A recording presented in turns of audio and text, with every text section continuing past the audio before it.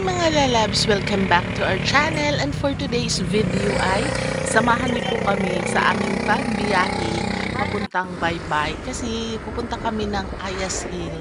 So isa to sa mga sikat na pasyalan ngayon sa Baybay. Ito yung tinatawag nila na Little Singapore dito sa Baybay. Ito ang tawag dito ay Ayas Hill. So pupuntahan namin. At syempre sabi nila mas ma-appreciate mo daw pag gabi ka pumunta kasi nga mas kumikinang yung mga ilaw, mas na-appreciate mo yung, ma-appreciate mo yung paligid. So, tara mga lalab, samahan niyo po kami sa aming pagpasyal sa Ayas Hill.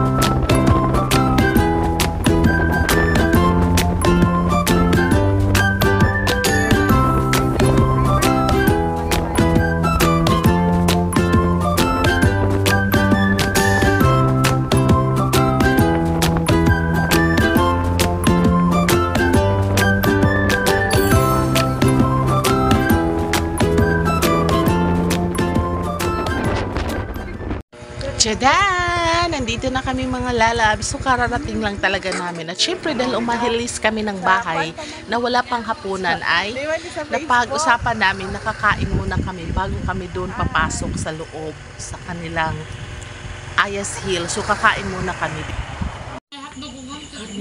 Kainan na!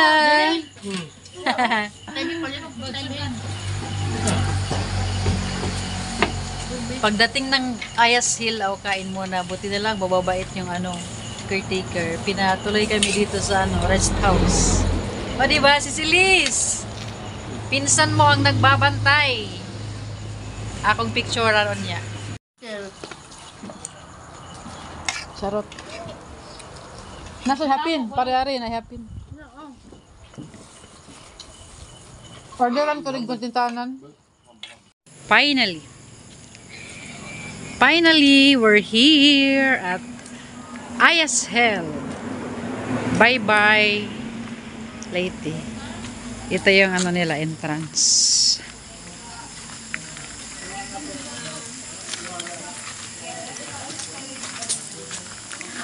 Coming soon daw yan. Coming soon. Ito yung entrance nila dito. Muna siyang sa Singapore. Me? Kana? Ako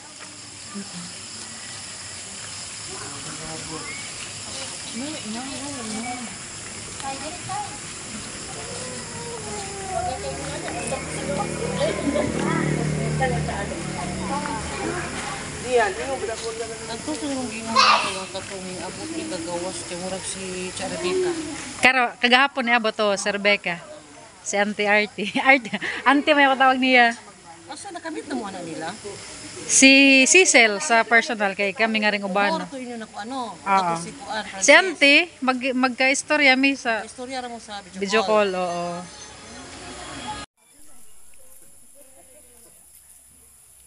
Me.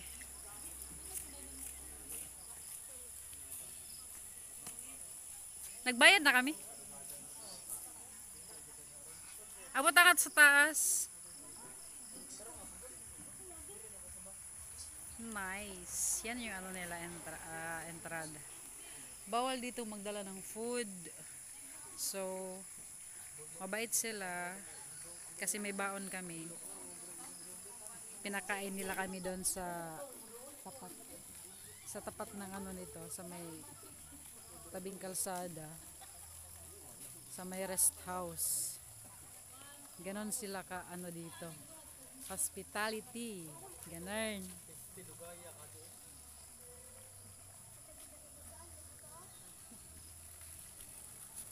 Nara, dali. O di ba? Nasa Singapore na nga kami mga lalabs, tingnan nyo naman, o di ba?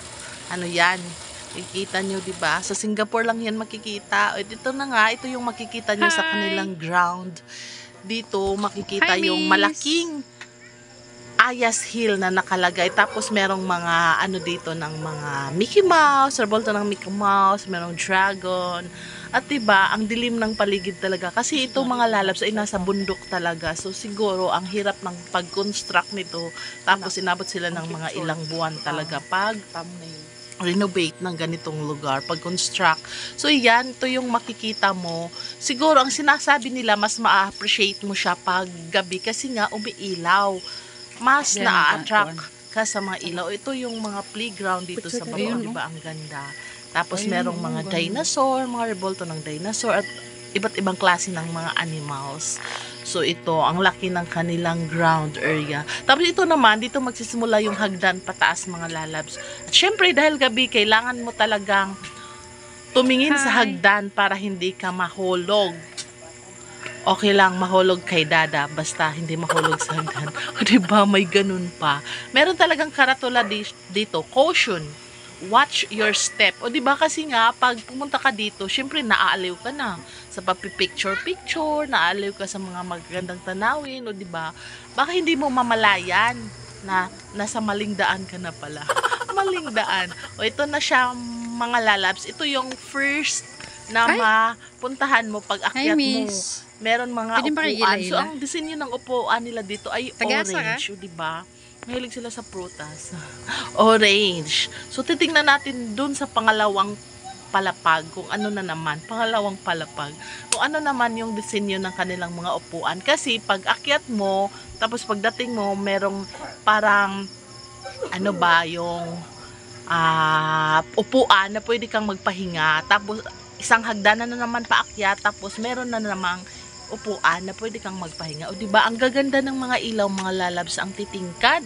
Tapos ganito yung kanilang disenyo na makikita mo talaga sa Singapore. So first time namin pumunta dito kasi nagtitrending to sa Facebook. Kasi ang daming mga pumupunta dito, mga turista, mga galing sa iba't ibang lugar. Kasi nga, akalain mo naman, hindi mo kailangan sumakay ng airplane. Makakapunta ka Akyat ng na tayo Singapore, sa hill. diba? Ganun ka bongga mga lalabs. So, ganito siya. Tapos, under renovation pa pala Ayas itong mga Hill is lalabs kasi ang located katabi na area nito ay ginagawa Barangay nilang Bitalhuan. swimming pool. O, diba? Bye-bye. Mas maganda na. Siguro, mga next year ay matatapos na ang kanilang pag-renovate para sa kanilang swimming pool. Tapos, meron na sila ditong mga mini cottages nga pwede na kayong Ang ganda ng table set overnight nila dito. mga lalabs, oh. Durian. Parang paborito ng may-ari ang durian. Yun, oh.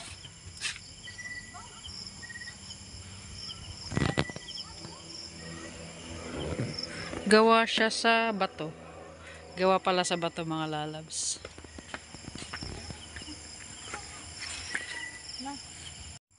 And another akyat na naman ulit pataas mga lalabs. So yan, hanggang sa dulo talaga. Sa pinakadulo, doon, yun yung pinaka-last na upuan yung makikita natin. So ito yung makikita nyo, iba't ibang klase ng ilaw, no? Merong mga poste na may disenyo na ganun, parang sa Singapore talaga mga lalabs, so 'di ba? Ang ganda.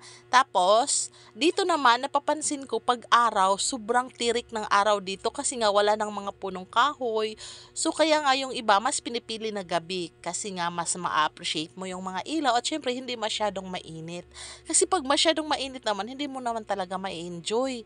Kasi parang masusunog ka na sa init, 'di ba? Pero medyo malayo lang talaga tong mga lalabs. Pero dinayo talaga namin ganon talaga yung mga ano dyan, mahilig sa mga Hindot pasyal. tawag view. So ito yung pinakagitna, 'di ba? Ang ganda mga lalabs. So ayan, nagpictorial pa yung mga kasama namin. Yung mga pamangkin ko, yung kuya ko. O 'di ba? Kasi ang ganda nga ng view. Shout out! Shout out! Ngaratit sa inindot. Dun ha. Ngara. Awa dong. Dito. Smile! Diha tit diha. Nindot diha tit. Pang profile. One. Video. Pero ito nakalakaw taga mas taris. Ang model. Ang model ng aking Mondo. Literal na nasa bundok talaga tayo mga lalabs kasi nga meron kayong maririnig na mga huni ng mga kuliglig. Climbing. Saan tuupin yung swimming pool nila? Baka pwede rin dito mag-ano na. Mag-stay. No? Mami?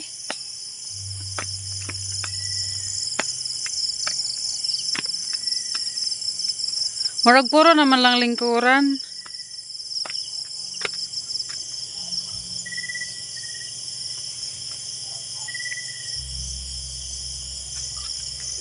Kung mahilig kayo sa nature, mas ma-appreciate nyo po tong lugar na to kasi nga ang daming halaman, tapos nasa bundok, parang medyo may pagka-adventure, 'di ba? Tapos nga yung mga disenyo ay parang sa Singapore.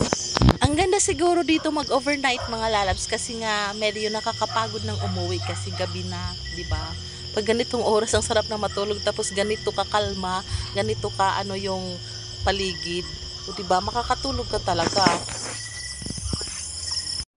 Another set of chair and table. Chairs and table. May ano, may Ako siguro ka saan yung pagpa-develop na? Uy, kay tanaw pa lang sa suga pa lang guys siguro daan. So ayan, naisipan na namin bumaba mga lalabs kasi nga alas 9 na ng gabi. So magbibiyahe pa kami pa uwi. So maaabutan talaga kami dito ng naman hapong yung gabi. mga laruan So ng ito yung bata. playground sa baba. Nandito na kami sa baba mga lalabs. Ayan na. Time is 9:20. 9:20 ng gabi. Ito yung parking nila. Ayan na. Bali, apat kami na motor na pumunta dito.